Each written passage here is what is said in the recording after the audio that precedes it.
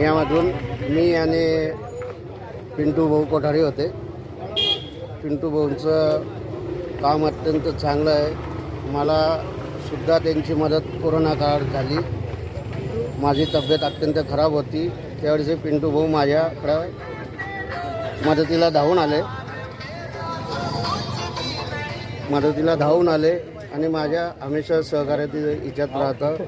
पक्षाला मी विनंती केली आदरणीय संतोष भाऊ अनिल भाऊंना की मला पिंटू भाऊच्या विरोधात माघार घ्यायची आहे.